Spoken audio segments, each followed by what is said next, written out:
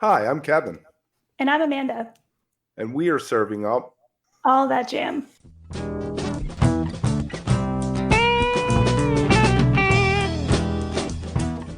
A lighthearted look at the weekend jam bands.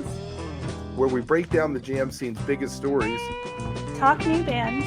upcoming tours, And show reviews. A little laughing, some hot takes, and an always positive message for the community. Week of May 15th, 2023. Welcome back, May 15th. And we are jumping into spring tours all over the place. Got to go see JRAD Friday night down at Pier 6 in Baltimore. Beautiful venue, beautiful band, beautiful people. Loved every minute of it. How was your weekend? Oh, Kevin, it was good. It was, kind of quiet. Had a good Mother's Day, did a lot of cooking, a lot of baking. So, no music for me this weekend, but next week have a couple things coming up that I'm sure I'll chat about here today. Nice, very nice. Yeah, so Pier 6. If you ever come to Baltimore and you get a chance to go to Pier 6, I suggest that you do it. It's right on the water. Most beautiful afternoon. I mean, it was 75 degrees, sunshine on the water. They open up with Here Comes Sunshine. Toward the end of the night, they play a Sailor Saint. There are all these boats in the harbor, like just taking in the music. It was too perfect. And a lot of people came into town. So I would suggest if you ever get to see JRAD, go ahead and jump in and do that. Are you more a JRAD person or a Dark Star Orchestra kind of person? Oh my gosh, that is such a good question. I mean, in some ways it's actually hard for me to make a choice because I feel like they're so different. I would say I lean more toward the JRAD model of things. I just really love where they take the songs, but with that I respect the hell out of Dark Star and what they've Right. been doing for all these years. Yeah, if Dark Star does the right year, I'm happy. But there's some, I want to see a show from the late 80s because I could have been there kind of thing with them. Whereas J-Rod, it's all on the table. I mean, they did Here Comes Sunshine, Foolish Heart to open, which Oh, is, it was just out nice. there. And then they Hey Bulldog was probably my highlight. Mr. Charlie and the Hey Bulldog, which Yeah. was not a Dead tune, but one the Dead I could have seen doing. They did All Too Much and some of that other late Beatles. I mean, the truth is that I think, I guess, two things with JRAD. Joe Russo is, in my mind, such an amazing maniac band leader behind that drum set. I don't know how he does it. I love watching him. And I kind of have a little bit of an obsession over the years with Tom Hamilton's hat, scarf, slidey glasses situation. So I just enjoy the hell out of that too. So I guess I have non Grateful Dead reasons for why I like JRAD. Well, Russo played all those years with Further. So Yes. I mean, besides Jay Lane and maybe Mickey and Billy, he probably knows that catalog better than anybody. Yeah. Yeah. And he's so passionate about it. I just think he brings a tremendous amount of energy, and I love to watch him. Last night, apparently in Connecticut, they all brought their kids out at different points on Very cool. stage. So Yeah. Here Comes Sunshine. Russo's kids came out with little fake plastic guitars and Oh, look fun. Good for them for bringing the family along. I guess Connecticut is near their stomping grounds. Some of them are from there. yeah. I mean, I've seen definitely a bunch of live streams from Connecticut with them, and seems like it. And that's great if they can get up there. And now there's that great venue, so good times, Yep. I'm sure, for them. Yep. I heard something interesting. Someone was telling me that the bowl is not run by Live Nation, and Live Nation has opened up some new venue up there and is taking away the business Ooh, from the bowl. really? They don't like them. The bowl doesn't want to use Ticketmaster. They don't want to play by the rules, so they'll probably get snuffed out. It'll be interesting to see what happens with that, honestly, because that's a tough fight right there. As much as we might be rooting for them, that's something that's going to be really hard to overcome if that's the case. Yeah, exactly. So with that, why don't we jump into The top three stories of the week. All right. We got some stories for you this week, Kevin. And they're kind of all over the place, but in a way that's kind of how I like it. So I'm going to start with some news out of Google, El Goog. So Google just rolled out one of the most anticipated AI music generators in the entire industry, and it's being described as a really powerful tool. And the whole point of this thing is it can let anyone who uses it describe music that they want to hear and then have a track generated in seconds. So potentially game changer, right, in this AI music space. But for now, a lot of that music just hasn't sounded very good. So this thing is called Music LM, and it was previewed back in January. And it's one of the first kind of music related AI generators that has kind of impressed music tech world. They showed off some samples, so maybe we'll share the link because some of that is available of software generated text description music, which is kind of interesting. So at the time, Google had no plans to immediately release this.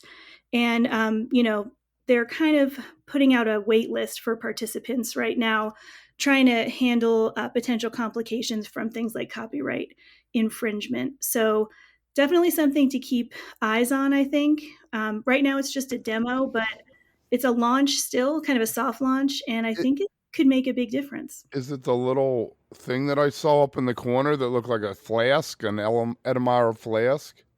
I think that is it. Yeah. I mean, Yeah. I I know. signed up. They said, "Do you want to do it?" And I was like, "Sure, sign me up, whatever." I But I mean, what haven't gotten anything.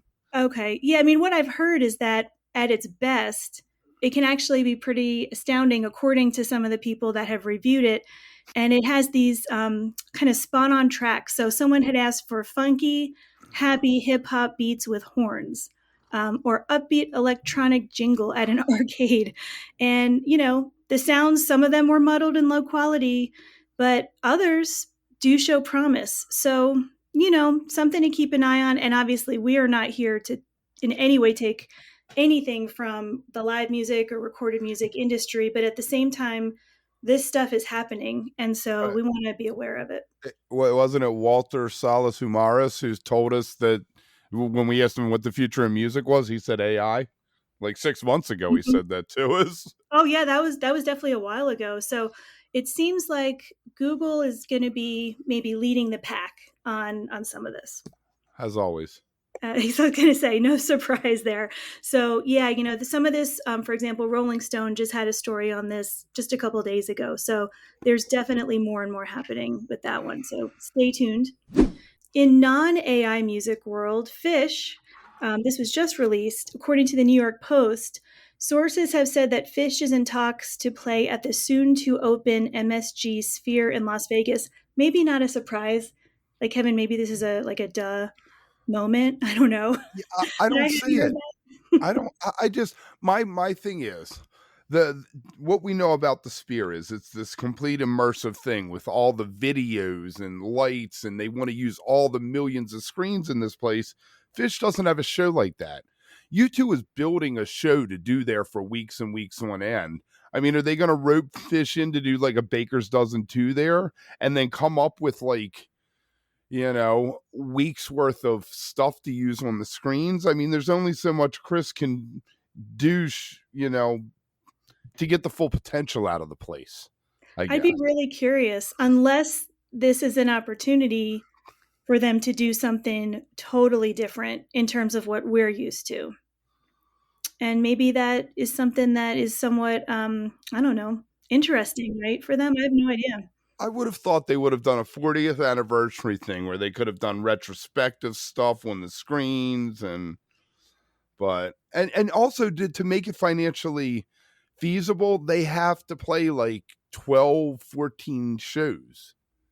Oh, yeah. I mean, so U2 right now, like you mentioned, as the first act to host concerts there, they just confirmed something like 8 additional dates. So now, yeah, it's a 25 show residency from the end of September through December. So, I mean, whatever happens, it's not going to be soon. I know Coldplay apparently is also a candidate. I think Fish, Coldplay, those are the only other 2 acts that have really been mentioned by name as potentials. So, you know, I mean, they've got time. If something was going to happen, there definitely seems like there'd be time. I mean, here's the one thing we do know about Phish is they do love to surprise and delight us on New Year's, right, with their production. So I don't put anything out of the equation. I'm so curious to see if this ends up happening. Yeah, yeah.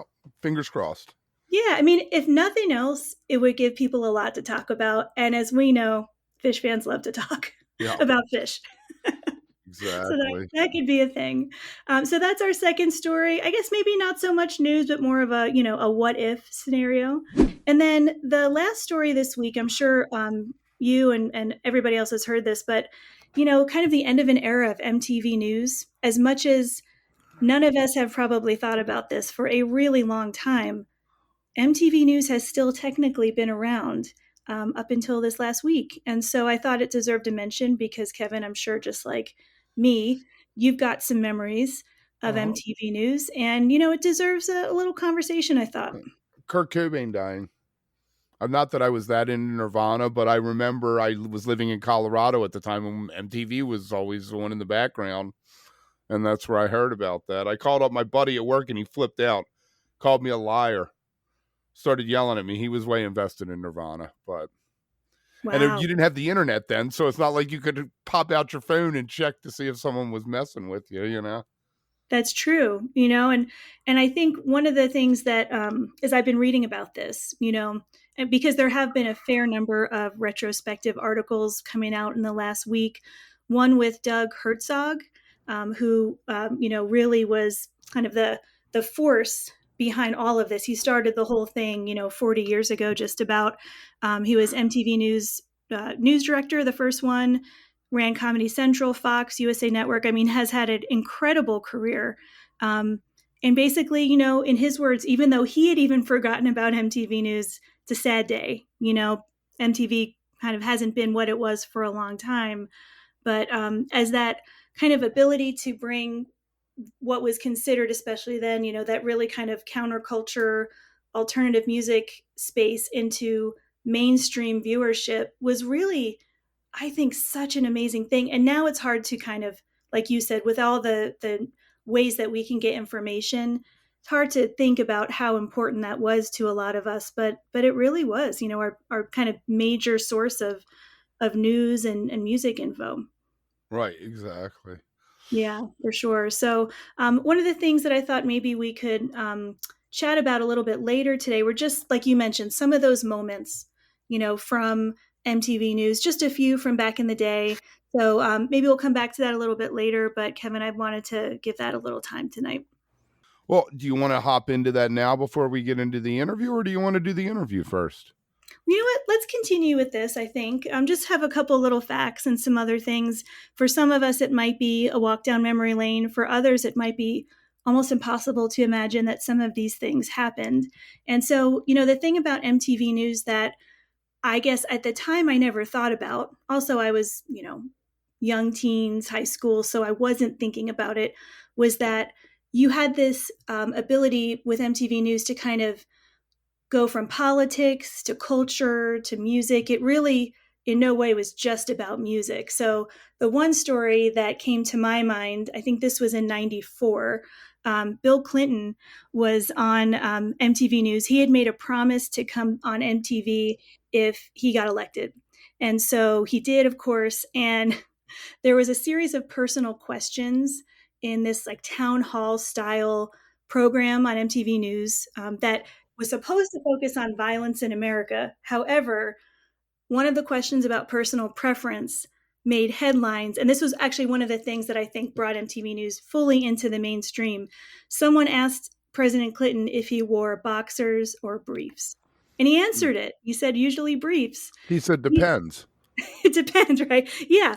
And I thought, well, okay, maybe today, where we are in 23, that kind of thing seems so vanilla. But at that point in time, that wasn't exactly the kind of personal conversation that was happening, Yeah. especially in a forum like that. So how far we've come, or maybe how far we've regressed, that may hit Right. people differently depending on how old they are. So that feeds into my theory that MTV single-handedly destroyed Western culture. You know what? I think, Kevin, that is actually something that I've read about too, right? Is that, yeah, we can celebrate all the things that it did, but big picture, like long-term view, did it actually start to erode that traditional kind of line between journalism and public culture? Right. I don't When know. it created reality TV culture, which Yeah. I think has been very, very bad for all of us on so many levels. Yeah. Yeah. I mean, it's something that we almost can't imagine living without or not having these days, even if you don't watch any of that stuff. And I'll be honest, anyone who knows me knows I'm a Real Housewives junkie. But, all that aside, it's become such a part of our everyday entertainment world, right? And yeah, who knows what would have happened without that. So that's definitely something. Some other major events that MTV News captured: the killings of Notorious B.I.G., Tupac. They were always on the presidential campaign trails, and then went into college dorms in New Orleans after Hurricane Katrina. They were there for some pretty big world moments. Right. Um, they had that interview when Courtney Love interrupted Madonna. I think that overall, though, they did always put music first, even Right. though there were a lot of other things that would come up. By the time Katrina happened, I hadn't watched MTV in many, many years. I probably stopped watching MTV in 94, 95, maybe. So Oh yeah. it's all very strange to me. Just somebody was like, "Oh, Kurt Loder, he's still alive. He's like 78 or something." I was like, "What are you talking about? How is Kurt Loder alive? He was like old as dirt when I was a kid." I know, right? And there were some other key ways that MTV News tried to set itself apart just operationally. No one wore suits. Um, to the point about Kurt Loder, they really tried not to talk down to people, which became super important. With rap and hip hop kind of becoming more a part of American culture, they didn't see it as a threat. I think they did cover all that pretty even handedly. As they're adding that to their music programming, and then they had this whole other audience too. I feel like once MTV got over being very white, that they did embrace it with like Yo MTV raps and things like that. But I mean, you look in that beginning before that Michael Jackson video, MTV was very white. Hmm. So, but they opened it up, and I think that they did do a good job. They showed another way to do things, even if it wasn't exactly perfect, I guess. Right. And I think they would, I think most of the people who were a part of that, just from what I've been reading, would absolutely agree with that as well. They were trying to shift culture on the fly in some ways.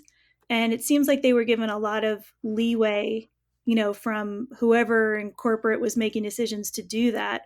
And so, you know, it seems like they were able to try some things and didn't always get it right. But at the same time, definitely for at least a moment in time, they definitely bridged that gap between news and pop culture, which I'm sure for a lot of us meant that we were somewhat more aware of what was going on in the world than maybe we would have been otherwise. So who knows? Probably like a mixed bag in terms of their ultimate success there.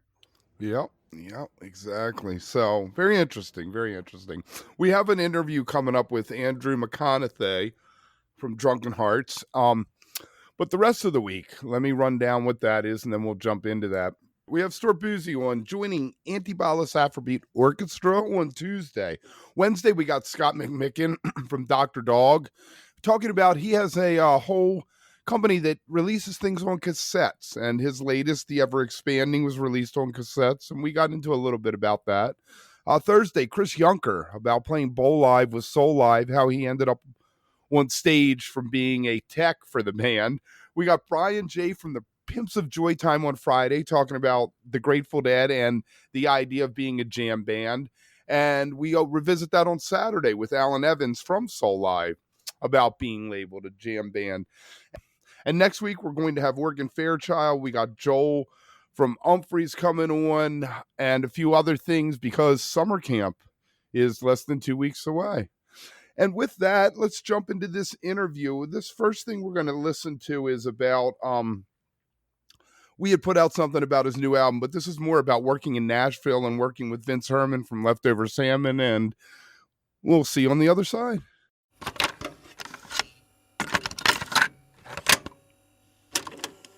Yeah. Well, I mean, each of those people you mentioned, and I've already forgotten half because there's just so many amazing names, but they're going to bring that flavor of what they do. And I'm going to totally butcher this, but when you were just explaining about, your role in the band, in Bruce Springsteen's autobiography, he had a nice little section about how he views that too, right? And how he had to kind of make that decision early on about, no, this is mine. I'm doing all the things. I'm managing everything. And so ultimately it's my decision. But the band is super important, right? I mean, obviously we can't do it without them, but at the end of the day, I'm going to figure out where I want this to go. And that's kind of what's going to happen. Yeah, that's a great comparison. It's or a great explanation, not a great comparison, but a great explanation.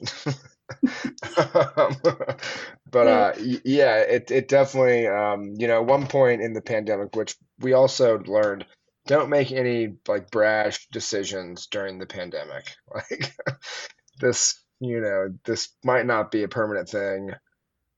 Don't do anything you're not gonna like want to take back, like change the band name. Which at one point I changed it to Andrew McConathy and the Drunken Hearts, because it just seemed like a better explanation of everything. Right. And then I realized quickly that like that's a mouthful, and it just kind of like complicates things even further. So then I just truncated it to Drunken Hearts. No, the Drunken Hearts refers to the band before the pandemic. Yeah. Now we're Drunken Hearts. So Yeah. it's like it's an emotional state of being. It has nothing to do with alcohol or sobriety for that matter. Right on. Drunken Hearts on Valentine's Day. Exactly. Actually, I get that. Perfect. So I'm curious. You mentioned Vince, and obviously, he's equated with Nashville more and more as the last couple years go on. And I remember when he was out there, I guess it was, I don't know exactly what year, when he's working on that solo album. And I remember reading some interviews about, I don't know if he coined this phrase or if someone else did, but the Tao of Nashville record making or something. And I remember reading a lot about, listen, I mean, like we come from the jam band bluegrass scene, that's its own world. But how he found making records and that process out in Nashville. I mean, did you find it generally to be different than what you're used to? Like, is there really a thing out there Yeah. that's unique? Yeah, absolutely. There's just so many. Okay, there's just music everywhere. There's like the resources at your fingertips. That was the other reason why we ended up using so many guests, because why not? He was, he has his own studio musicians that he knows, but I knew 20 people we could have invited into the studio that lived 20 minutes away that I wouldn't be able to work with in Colorado because I'd need to fly them out. So it just kind of felt, and we'd sit down, we'd cut the demo for a song, and then we'd talk about instrumentation. And he'd say, "Yeah, I'm really hearing a lot of pedal steel on this. We got to find a good pedal steel player." And I'd say, "Well, when I flew in last night, we went to this honky tonk dive bar, and I met this dude. He's from American Aquarium. He was the best pedal steel player I'd ever seen. Like, and he gave me his number. We're ready to. He'll be out here tomorrow morning." Just things like that where people are there to make music. Like they're not really, or to be in the music business. That's obviously there's a lot of people that aren't in either of those things that are there, but the amount that are there compared to elsewhere is staggering. But yeah, so I definitely think that there is something to be said for Nashville, and I would absolutely love to do another record with Dave in Nashville, which I'm planning, Reckless Ways of Living too. And not to go around, right? Yeah. But so this needs to be mentioned, while we were talking about Vince. Dave Pahanish, the producer, that was said after we decided to work together and keep kind of chipping away at stuff. And we're driving back into Nashville in his old farm truck. He asked me, "Have you ever heard of this band called Leftover Salmon?" And again, we're from like totally different worlds. I'm over here, he's like way over here, and like this shouldn't even be happening. But and I said, "Yeah, I know. I've heard of Leftover Salmon." Like I'm supposed to play with Vince's son in 3 days, and I was roommates with the banjo player. Um, and I go, "Why? Why?" He goes, "Oh, well, through this publishing company or some publishing deal that he has, uh, I got hooked up with Vince Herman, and I wrote a few songs for his solo album, including the title track, Enjoy the Ride." And so he had already co-written all that stuff with Vince before any of this, and we were just like randomly connecting. So then it just made sense to get Vince involved. So we instantly said, "Well, let's call Vince and do a session with him," because that's what people do in Nashville. They go like write music together and you know put songs out and shit. So yeah, it was all just very like spur of the moment. Like that's a weird like concentric circle. Like we went and saw Vince Herman band play one night while we were there, and Dave and his wife came, and Lindsay Lou and Jason Carter were there. So hey, I should get you guys on the track. um, Totally. and then the track that we were gonna have Lindsay on, I Dave sent me a version back, and he had added banjo, and I was like, well, if we're sending this to Lindsay, we should also send this to her boyfriend, national banjo player Kyle Tuttle, and have them both on the track. And so he's like, okay, sure.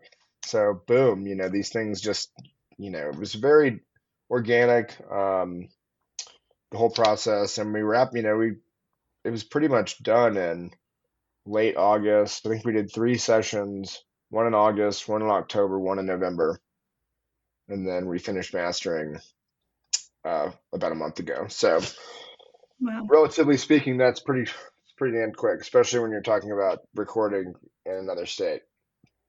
Oh yeah. No, But then I absolutely. had the Colorado guys record in Longmont, so we were kind of split between Colorado, and then I would fly back to Nashville. We'd do all the guests there, and then the core Drunken Hearts guys would do their stuff here. Some of it's even in their home studios, which you would not know it.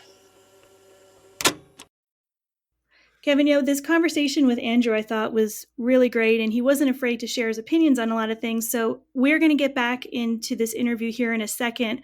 But before I do that, wanted to just remind everyone who's listening that you can find us on social media, Twitter, Instagram, Facebook at All That Jam Pod, or online at www.allthatjampod.com. If you are listening to us, which is anywhere that you can get podcasts, please make sure to leave us a review. I saw some new ones recently, Kevin. I was very excited about that on Apple Podcasts. So we really do appreciate you taking a couple minutes and doing that for us. Let's get back into this interview. Andrew chatted with us a little bit about what he perceives as the state of the music industry today, something we hear from a lot of people about, and it's always fascinating, I think, to get their perceptions on that. Also, he did kind of dig into Spotify a little bit and his understanding of not only how it works, but what Spotify is kind of there to do. And I thought that was very, very fascinating. So, Kevin, let's get back into this and we can hear the rest of that interview. We're talking about studio and recordings and product. How does that work for you now? Well, doesn't seem like vinyl is going to go away anytime soon. For instance, this record, it started out as one EP, one 5 song. It was, by the time I got back to Nashville for the second session or for the first recording session, I had 5 songs instead of one. So originally the concept was, well, let's just do another 5 song EP like we did for Wildflower Sessions and, get it out relatively quickly. And then, we went back and did the other session and knocked out another 4 or 5 songs. And I said, Dave, like, we got to do a full, okay, we got to do a full record. And so the original concept was one 5-song EP. Then it was two 5-song EPs that fit together as one vinyl. Um, and so, yeah, there is, because I have a previous relationship with a record manufacturer, because we did Wheels of the City on vinyl, I can actually still get vinyl at a reasonable rate and on like a 3-month turnaround time. But if you hadn't pressed vinyl before the pandemic and you were trying to press, you'd be pretty hard pressed to find someone that could, I mean, you can buy 1,000 vinyl at a time. It's, takes up a lot of space. We've been blaming Adele for the lack of Right. vinyl. It's Adele's fault and Beyonce. And now Rihanna, as of last night, Rihanna's fault too. We can handle it, they're strong. Yeah. But yeah, so I think, vinyl is definitely here to stay. And the streaming thing, there's aspects of it that I think are really cool. There's aspects of it that I think are super lame. I haven't really gotten a decision as to like what my overall opinion is, because I'm also just trying to like stay caught up with it. And the last thing I want to do is be caught bitching about it while something else happens. Right. There's this analogy that my friend and I used to make. I always heard that Tony Rice would not fly to anything. He wouldn't fly, period. He just didn't fly. He would drive a Cadillac or like a Mustang, a rental Mustang. He'd have somebody rent him a Mustang and he'd drive, across the country with his. I think he had poodles and his guitars, and we had this joke that he's so like, traditional bluegrass, like in a suit, that he'd kind of shake a pitchfork at that damn flying machine, as it like as it flew over his head. And that, you don't want to be that guy, unless you're Tony Rice. But you don't want to be that guy with the streaming services. Right. I hear you with that. Stay caught up with the times and we'll be fine.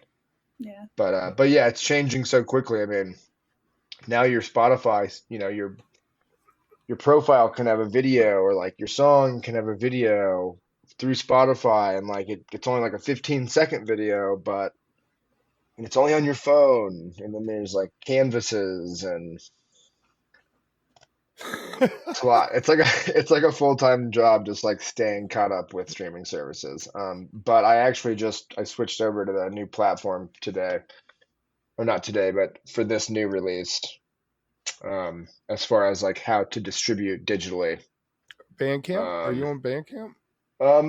We don't use a lot of Bandcamp. This is called Symphonic. I was using DistroKid before, but this is called Symphonic. It seems like the returns are a lot friendlier than anything I've seen, as well as how large their distribution network is. Oh, cool. So, but yeah, I was just trying to figure this out from a streaming standpoint. If I release 2 to 3 singles per side and then release them each as a 5-song EP, how does that then work when I re-upload the whole thing as 10 songs? And I also did instrumental versions of these as like a bonus version. So it's just kind of like background music. Do all the downloads count together for that one song? Since it's in 3 different places. I don't think so. Yeah, I don't think so either. My point is, I mean, is that going to take away from? Am I cannibalizing my own streams here? Do I just want to? Also, like, how much work am I cutting out for myself to like upload all these things separately? Right. We hear singles are the big thing. I think I'm going to do 6 singles in one album now, and then the vinyl it'll be 2 sides. Right. And I'm not ordering CDs. So what about cassette tapes? We've seen a few bands do cassette tapes recently. Yeah, no, I mean, if I had a cassette tape player, I would definitely want my own music to play in there, but bring back the cassette single. Yeah, or the mini disc player.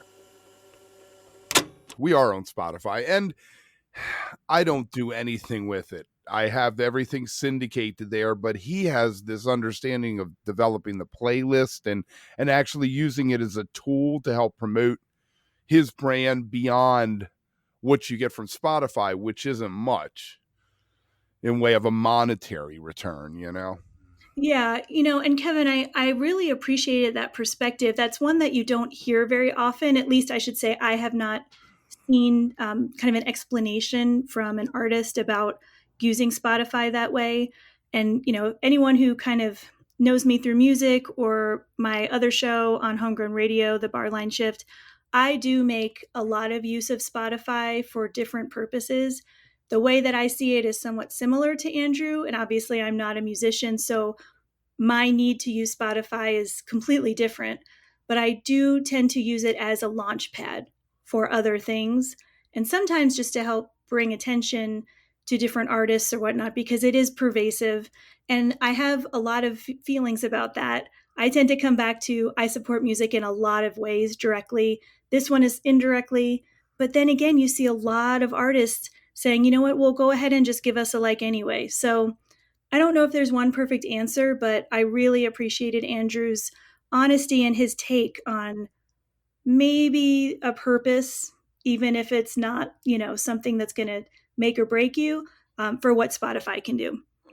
Exactly. Yeah, he was great, and wish him all the best. He has that new album out, Restless Ways of Living. I think it came out a week ago, 2 weeks ago. So head over to his website or go to Spotify and check it out. He said he was releasing singles, so there's probably some singles floating around. Maybe the whole album is up. Yep, they've got a bunch of shows coming up, including the official album release party here in Denver at Meow Wolf, which is such a fun venue. And I think that's June 10th. Cool. Very nice. And you said you're going, you got something coming up this week? Yeah, so I'm going to go see some music on Friday night. And this is a band that honestly I don't know very well, but I was invited to this show. And Kevin, I'm actually curious to know if you've heard of them. They're called Fruit Bats. I have heard of them. I do not know much about them, though. Yeah, so they're indie rock. They go back to the late 90s, and they're going to be playing here, I think at the Gothic. A friend of mine is a huge fan of them, and I'll be honest, I don't know much of their music, so I have some listening to do. They were part of Merge Records, Sub Pop. They're Yeah. from Chicago, and so I will be doing a fair amount of listening this week to prepare because it's kind of fun, I have to say, to go into a show with really no expectations. That's not something that probably either of us ever do. Right. And so I'm kind of looking forward to it. It'll be a good time regardless. So that's some music that I've got coming up, and I'm sure I'm missing some other things. Well, we are where we are with that. And let me say happy Mother's Day to you before Thank we you. get out of here. And to everybody out there, remember, stay beautiful, but don't stay underground too long. I'll see you next week, Amanda. Thanks, Kevin.